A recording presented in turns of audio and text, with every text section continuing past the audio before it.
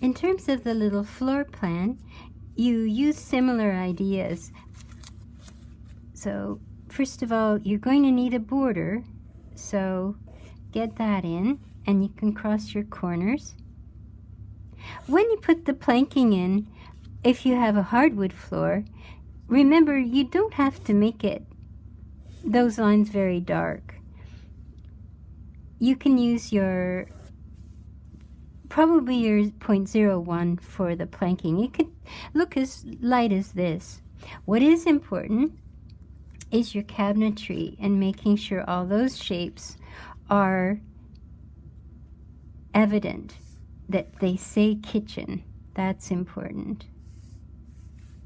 And I'm crossing my corners.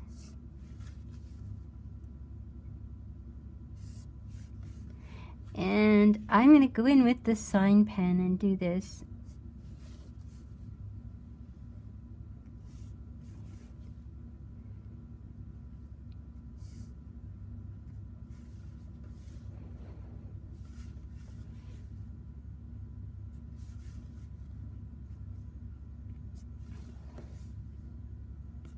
So we get that reassuring, stable kitchen look with all those verticals and horizontals and squares and blocks and clean lines.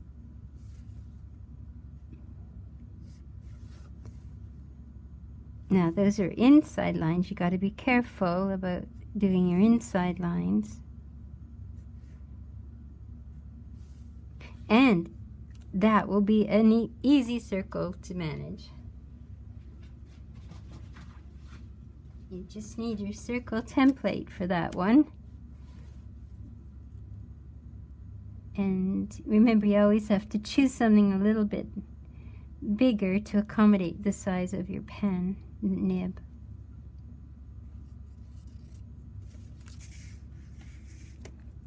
And then your inside lines, you could use your 0.7.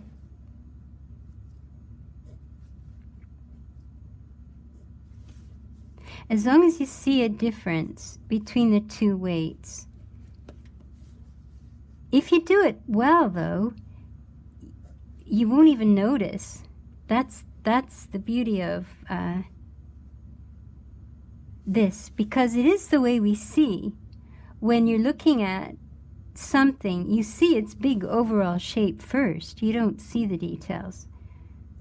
So if you do this correctly and convincingly, people may not even notice that you've used thinner lines and thicker lines and so on. And then windows, remember there's an empty space. And then the walls, you do fill the walls in black.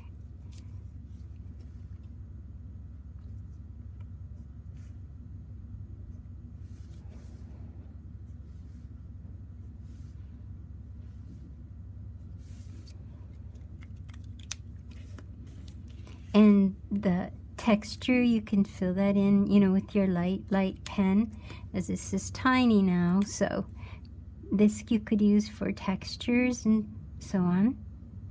And the don't forget the little tiny things that are circles. There's circles with those lines in them. That's not thick enough to show lights. Later on, if you do ceiling plans, you'll put these in. You'll learn all about this.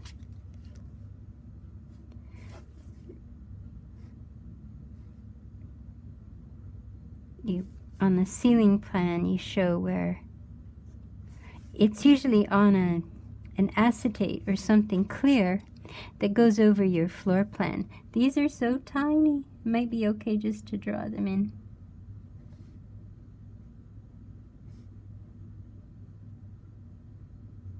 To show that our task lighting.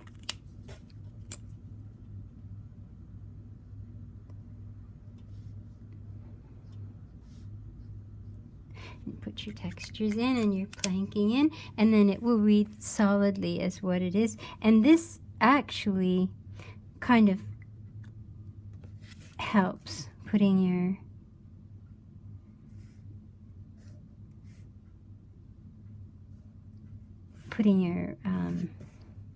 wall thickness in.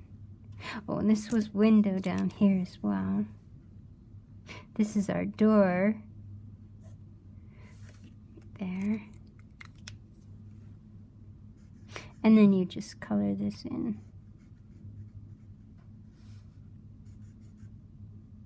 And in time, you'll develop a looseness. I was doing this very carefully. Normally I work very fast, but I'm trying to be careful and stay within the lines. But it's that old thing. If most of it's wrong, all of it will seem right. It's an odd thing to say, but if all of your lines are a little off, when you develop your hand for this, then they'll all seem all right. Okay, so you can put in your borders. Yeah, put them in nice and thick so we can see them. And just leave your type outlined. Don't fill that in. We're preparing this as if we were going to render it. So you just you don't want to overwhelm your drawing. This version was obviously made under more ideal circumstances. I was able to reach everything. And as you can see, after I put these dark wall lines in on the floor plan, I had to do some balancing. So I did go back in and heavy up some of the things on the banquette and some of the things on the island. And I even put this corner in. Now these are things you're going to have to weigh once you're done. You'll have to go back and look. Is it holding together? But the essential plan, you see, after I filled that in, this is not quite so powerful.